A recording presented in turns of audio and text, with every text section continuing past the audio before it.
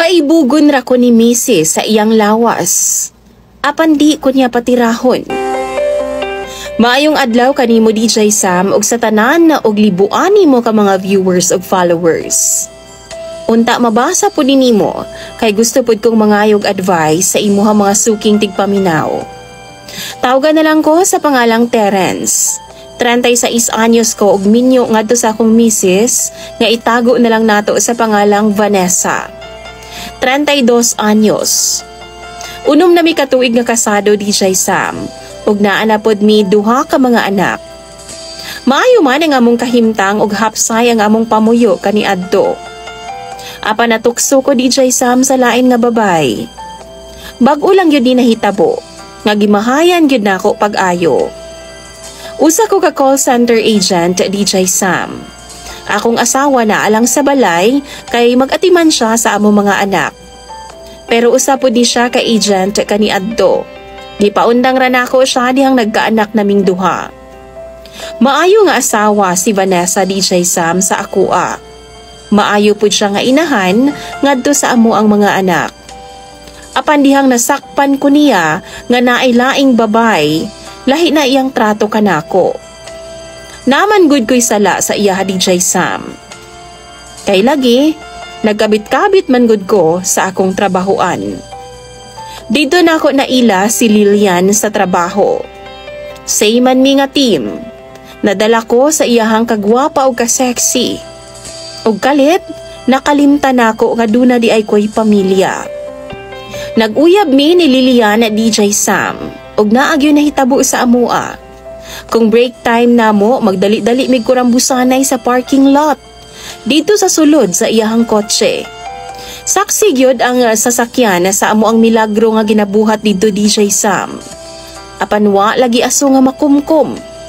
Tinuod jud na nga ang kabit sa una lang gyud lami. Pero kung masakpan ka aw, magmahay gyud ka. Wa magdugay, nasakpan mi sa akong asawa. Doon naman gud mi team building sa usa ka resort DJ Sam.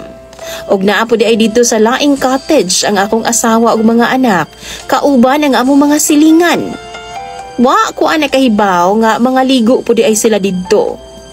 Sa kalami lagi sa kawat-kawat nga relasyon, wa na nako napansin nga niagi ang akong mga anak ug gitawag ko nga daddy. Og didto nakuratan ko DJ Sam. Nakita sa akong mga anak nga nakagakus ko kang Lilian. Naami dito sa kilid sa pool.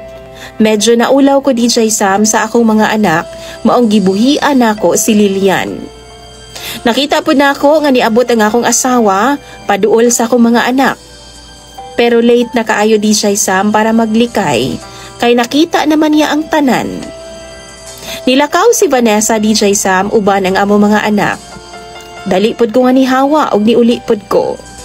Grabe na kong kakulba ni adto nga time.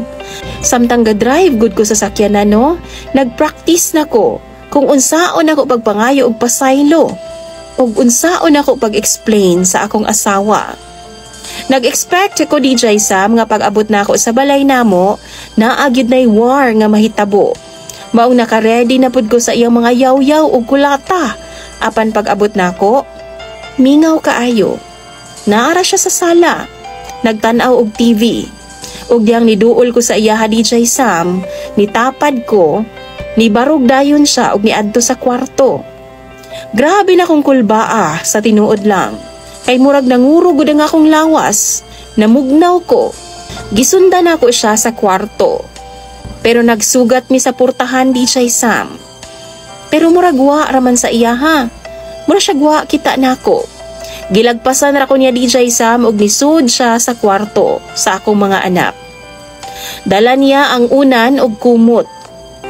Dito siya nitulog sa kwarto sa mga bata DJ Sam. Why yaw-yaw, why war nga nahitabo. Sanay pud ko DJ Sam nga pagmata nako na ko'y breakfast sa lamesa. Apan pagkabuntag, wa ko'y pagkaon. Ang mga bata lang ang iyang giatiman. Ako siyang giistorya DJ Sam apan mura siyag bungol. As in, di gid ko niya ginapansin. Nangayo kog pasaylo kay baw man ko nga suko siya sa akoa. Apan murag hangin raman ko. Hangin lang ang akong kaistorya DJ Sam. Kay bisan paglingi sa ako awa, gyud na buhata sa akong asawa. Nilabay ang mga adlaw, sobra na gyud ang iyang kabugnaw sa akoa. Di na matug sa kwarto. Misabay mukaon wa na jud. Ginalikay-likayan ako niya DJ Sam. Mura bitaw kog multo sa among panimalay, kay lagi di man ko niya ginapansin. Bisan unsaon na akong istorya sa iyaha. Muragwa ra ko niya nabatian. Muragwa ko didto. Usa ka adlaw ni ana DJ Sam, day off to nako, tapos ang mga bata gikuha sa akong ugangan. So kami rang duha sa balay. In favor to sa ako DJ Sam. Kay naa na ko'y chance nga istoryahon si Vanessa. Naligo si Vanessa DJ Sam, ug ako naara sa sala, naghulat sa iyaha. Nagunahuna pod ko kung unsaon na ako pagsuyo sa iyaha. Pero unsa bang pagkaunsaa DJ Sam? Nigawas man ka na siya sa CR nga hubo. As in naked gud siya DJ Sam. Og niagi siya sa akong atubangan nga nagtalbog-talbog ang boobs og disudayon sa kwarto. Ako intaw no natulala samtang nakakita sa iyaha patalikod. Nagdali-dali pud kog barog DJ Sam og nisunod sa iyaha. Apan dihang nisulod na unta ako sa kwarto, yadayong gisarado ang portahan o gilak pagyud. Nabatian pud nako DJ Sam ang paglock niya sa ibabaw. Double lock man ang among portahan. Maong di gyud nako maabrihan. Grabe, nagsimot-simot na lang ko sa iyang kahumot nga nahibilin sa portahan. Grabe na kainit ang akong lawas ni adto nga time. Kay sa tinuod lang no, namingaw na baya ko sa akong asawa. Kay pila na pud ka adlaw nga wa mi ana-ana. Kay lagi di man mi magkaistorya. Didto pud nako na realize nganong nitilaw pa man intawon kog lain. Nga sexy man ang akong asawa, hamis o gwapa. Nganong nagpatukso pa man ko sa lain. DJ Sam, niabot ang buwan nga ing-ani ang among sitwasyon. Aminado man pud ko nga nakasala gyud ko. Apan unsaon nako pagpangayo og pasaylo nga di man gani siya makipag-istorya sa akoa. Wa kay baw ang among pamilya sa tinuod nga panghitabo. Kay wa man pud siya magsaba-saba kang bisan kinsa. Kung na ako'y pangutana sa iyaha, iyang tubag isuwat lang sa papel o di ba kaha sa messenger. Paita uy. Mabatian ra nako ang iyang boses DJ Sam kung istoryahon niya ang among mga anak. Usa ka gabi niya na DJ Sam nakainom ko kaniadto. Nisulod ko sa kwarto sa mga bata ug nakita na ako si Vanessa nga tulog. Niduol ko sa iyaha DJ Sam ug ako siyang gihagkan. O gihaplos-haplos na ko ang iyang lawas. Grabe na jud na akong kamingaw sa iyaha. Ni barugo dayon ang akong tabaditoy. Kalitlangan ni init dayon ang akong lawas. Nakamata siya ug nibalos pod siya sa kuha DJ Sam.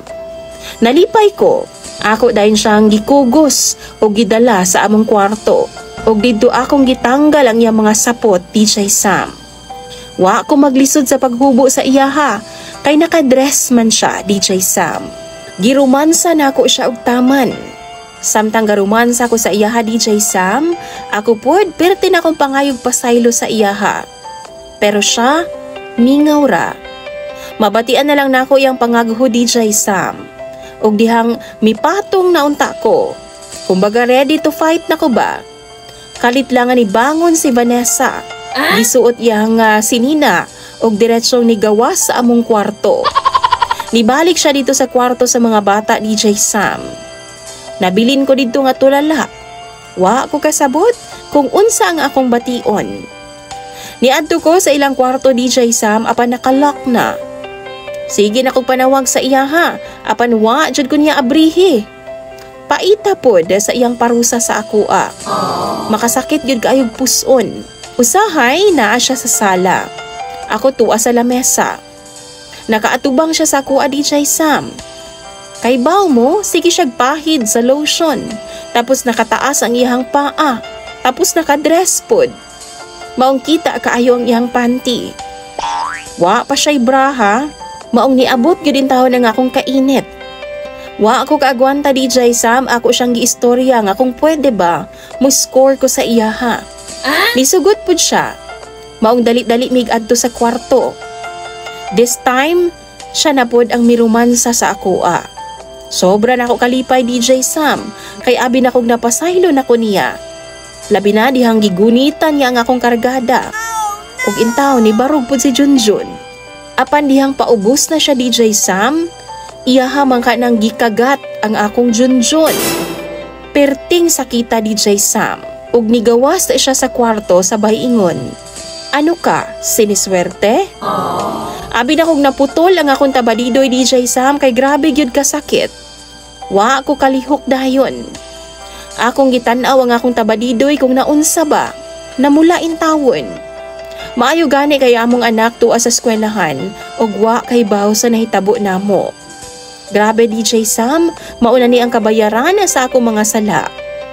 Pasakitan ko niya og puson pirmi. Pero sa tinuod lang no, nagmahay gid ko pag-ayo nga nangabit pa ko. Kay okay naman unta ang among pamuyo kaniadto. Karon wa nay ayo. Mura bitag wa nay pakialam ang akong asawa sa ako Di lang siya magsaba, di pod magyaw-yaw, apan di man pud niya istoryahon. Wa man pud siya makipagbuwag sa ako DJ Sam, basta wa lang gid ko niya ginapansin. Hilom siya kaayo ug murag di siya kailan ako. Maunang sa mga followers nimo DJ Sam o viewers, paki-comment na lang daw sa inyong suggestion kung unsaon na ako ni akong asawa para maging okay na mi. Dinhi na lang kutob DJ Sam mga akong email ug daghan kayong salamat sa imong pagbasa. Imong sender og follower, Terence.